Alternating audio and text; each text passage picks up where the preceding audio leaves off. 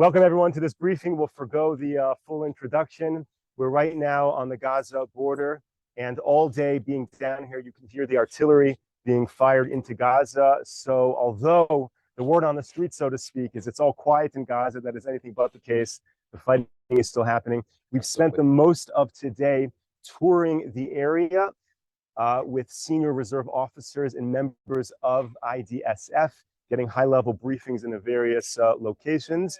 Or you've been with us the whole day. It's great to have you with us. Or is, of course, the head of IDSF research. And Or, I'm curious to know your thoughts of this experience of traveling today with all of these high-level officers and operators of the past and hearing their responses to what's happening right now. Absolutely. First of all, it was a fascinating tour with IDSF senior leadership. I think we really saw the contrast between the barbarism of Hamas and the heroism of Israeli warriors who were on the ground. And for example, we were in the Nahal Oz base, where a senior officer actually toured the area, and we saw the command center burned to the ground. Soldiers who were inside were really either kidnapped or killed or actually rescued themselves. But there was a scene of just horrible butchery. 66 soldiers died in that base. And you can actually see some people managed to flee out, but you can see the walls were burned to the ground. You can see the black color of ashes. But then you actually saw keyboards and computer monitors in the command center really eaten by the fire. But then you saw, memorial candles, and you saw the stickers with the names of fallen soldiers with quotes from them to commemorate them, like "Where's the smile?" All these initiatives. And you see how even our senior officers who were really appalled by the scale of the barbarism, we toured the area, we asked questions. IDF was really in defensive for the wrong scenario, as they say. We went on to Kisufim, we visited the house of the main security officer of that kibbutz, where in his own house, he the terrorist threw an IED inside, blew everything up, but then he was hiding in the bomb shelter with his wife and daughters, holding the handle, and while the Nukhba terrorists were in his house drinking alcohol, eating the nice couscous that he made the night before, and he said, I was holding the handle of the bomb shelter, and if I was in control of the handle, I was in control of the situation. And I think it was really awe-striking to see how in all of these places, their barbarism is contrasted with our heroism. You can see it everywhere. You saw it in the burned cars parking lot, and you saw it really everywhere you went. And Brigadier General Ohen, one of our senior members and a researcher in our research department, he actually held a briefing about his heroism on 10/7. And you can see very gradually, you can see really dozens of people gathering around, not from our group. The more he was talking about how he rescued these young people in the party with his son, the more, dozens of people just gathered around to listen. It was a circle of people who just sat for 40 minutes silently and listened to Owen. So it was really, really moving. And really today, we see Gaza right in front of us. And really there, you feel like a closure, and even more determined when you see all these horrors, even more determined to reach complete and total victory. That's what we need to see now. Thank you so much. Thank you so much. And I'll take your mic if we can. Here, guys, I'll take this one. Sure.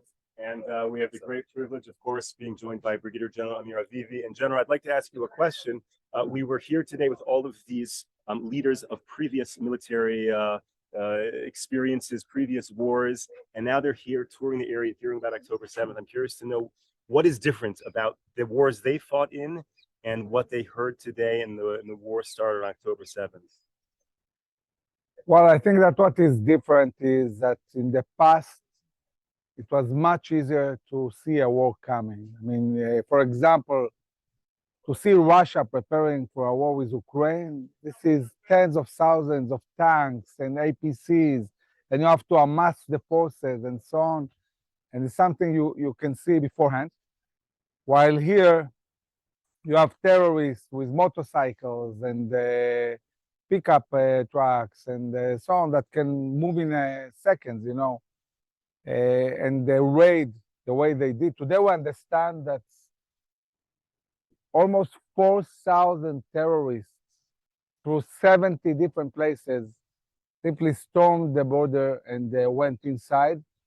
At the moment, the army is really going through everything that happened.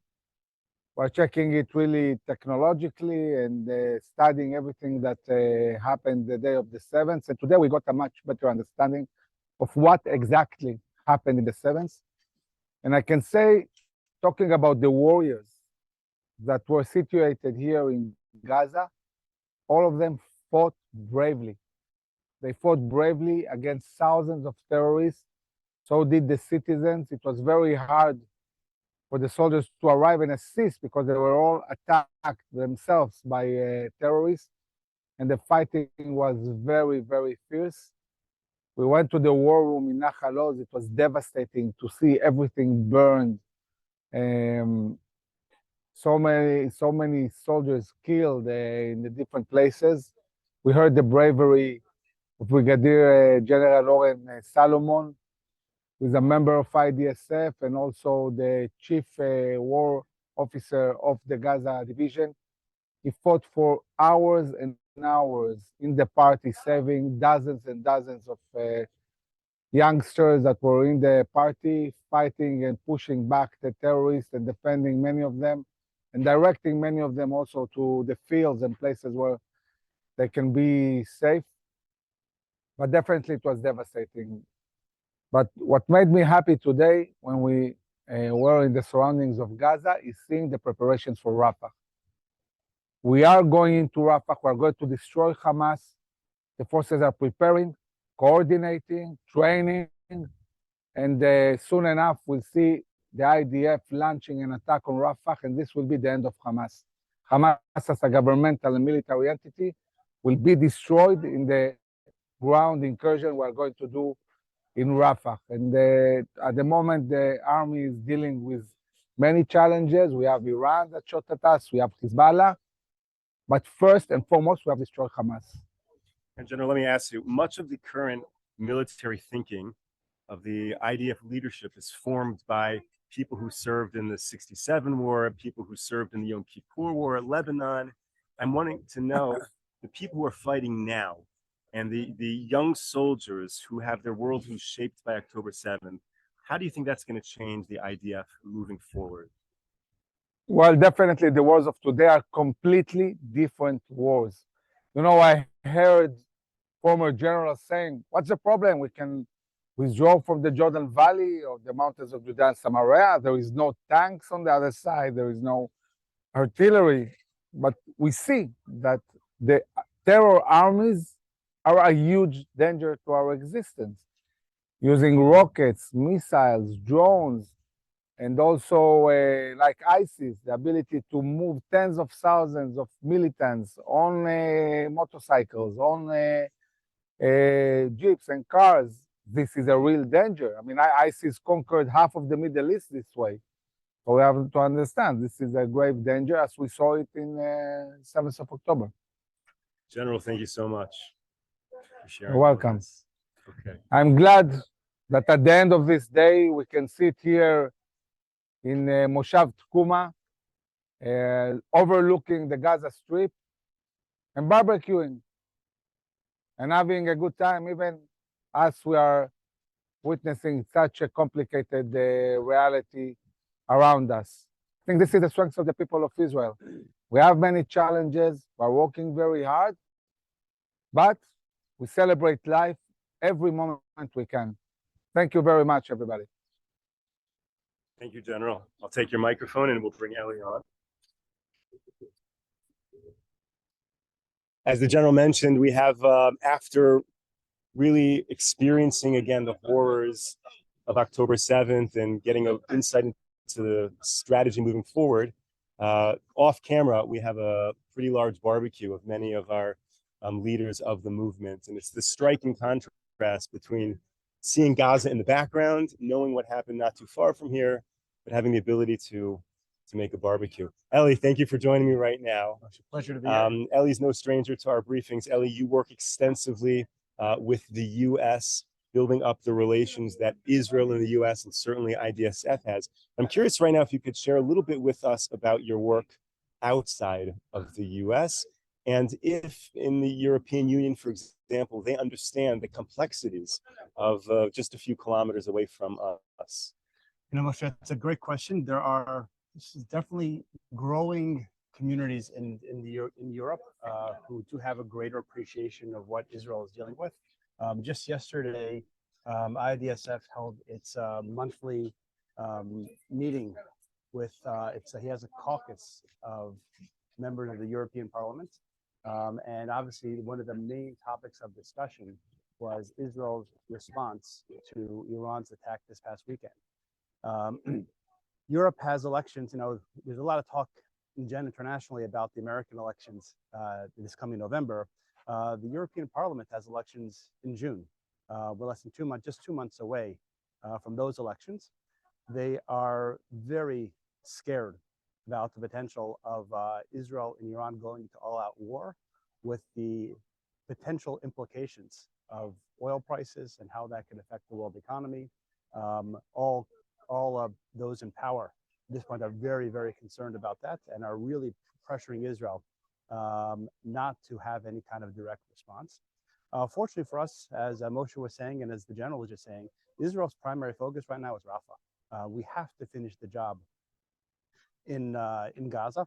And if one lesson that Iran can learn is that when you do the attack on Israel, as they did this past weekend, and the response, the recognition that the international community had been losing its support for Israel, but then after the attack, all of a sudden the international community backs Israel's approach to Rafah and to finishing up the job in Gaza. That would be, and actually eliminate one of Iran's most potent proxies. That would be a very, very good result.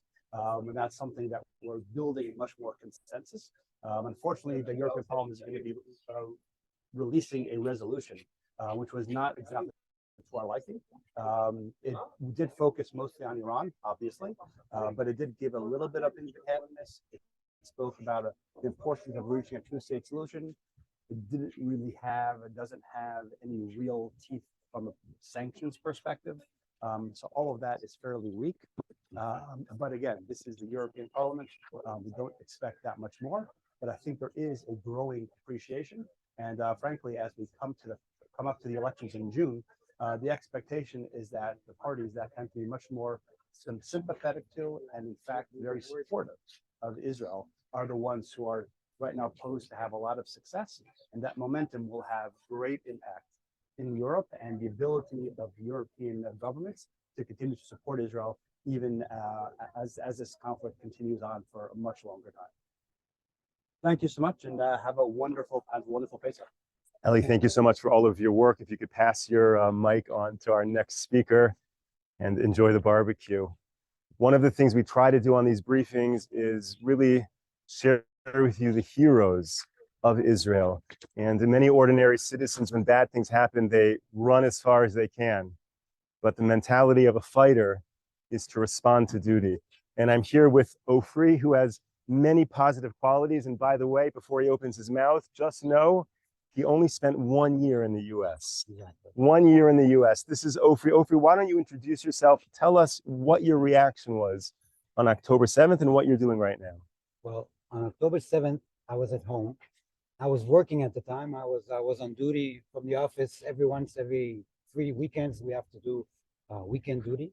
I work at a shipping company. I've been discharged from the Army, from the Reserve Service for over almost 10 years already. And in my mind, I had no personal part in what was going on. But when I saw the images, Move this mic up. when I saw the images of what happened and start getting the news, I was shocked as everybody else. And I felt a very strong duty. I'm not a faithful person. I'm an atheist. But on that day or the following day, I had like an inner voice stronger than me, calling me to do something. Now, I grew up as a fighter, as a warrior. in the IDF and special forces. And this part is behind me, but you can't take that part of me out of me. And when I'm 70, when I'm 80, I'm still going to have that part of me alive. So I was taught how to be a Rottweiler, and you can't, the Rottweiler will come out on occasions like this. Now, I see what happened on October 7th is my personal failure. I abandoned those people personally and everybody else around me.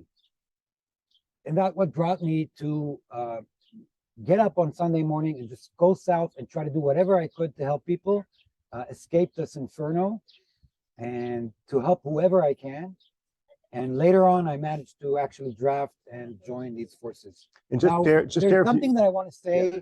I want to use this platform because when I hear in the international media and the US media, whenever people are talking about this war, the humanitarian question always comes up. Now, let me fix something once and for all. A war zone, by definition, is a place of humanitarian catastrophe.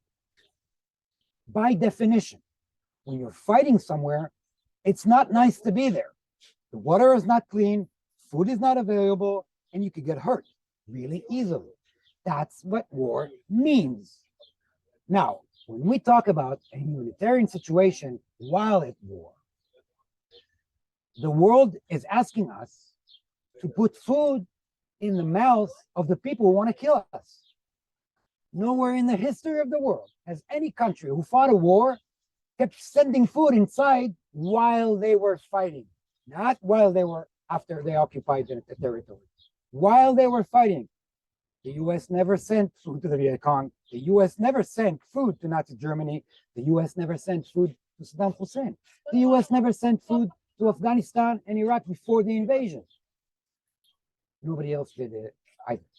But on the modern world, it's the modern way of war and the modern standard of the Western world make winning a war impossible. It's like there's a referee going for the weak side saying, hey, let's even out the playing field. It doesn't work like that. And that's why in the 20th century, after World War II, there was no more decisive victories. We need a decisive victory. And a decisive victory will show the world this cannot happen again. Thank you. Ofri, you were worried about your English, but I have to tell you, you could not have said that any more powerfully. So thank you for sharing that. But let me ask you a question before you go. I'm not done with you just yet.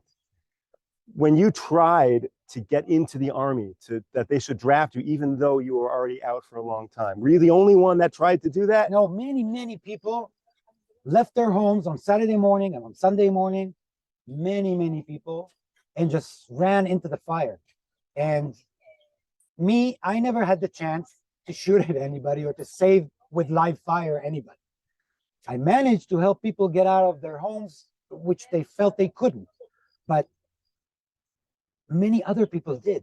And if they weren't here, our situation would be a lot more dire without those people. Some people, nobody called them. Nobody told them to come. My only problem is I didn't have a weapon. And many people did, just spontaneously went and ran into the fire to help their friends, to help people that they don't know, just because they're of the same people. And this is our mentality. We cannot let this thing go, and we cannot excuse it in any excuse, in any talk about humanitarian aid or the suffering of people of Gaza. As far as I'm responsible, and I come from the left, a baby that was born the same day this happened is responsible.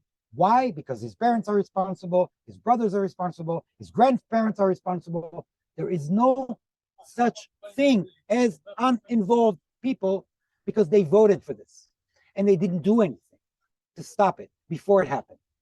So they're all culprits. Okay, we're almost out of time, but one more question. I could keep you here forever. You just said you're from the left. I want you to explain what that means. Our viewers, by the way, most of them are in the US, Canada, abroad, Australia. What does it mean to be from the left in Israel and have the views that you have? Being from the left means that you're more susceptible, you're more open to dialogue, and it means that your hopes are not to be in war the whole time, and the understanding that this situation is not good for anybody. Once I've said that, I personally believe that when attacked, there is no room for a measured response. There's only room for the most powerful response you can devise. Because otherwise, the other side is just going to keep coming at you. Right. So when the gloves are off, they're off all the way. Before that, when it's time to talk, we can talk. But once you lift your hand to hurt me, I'm not going to talk back to you. Ofri, thank you so much for joining me, for sharing this with our viewers. Thank you for all of you that you are doing Thank you for having me. to keep the state of Israel safe. Thank you to all of our viewers and supporters for tuning in.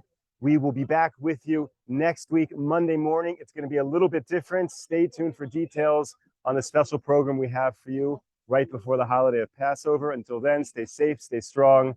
Take care, everyone. Happy Passover.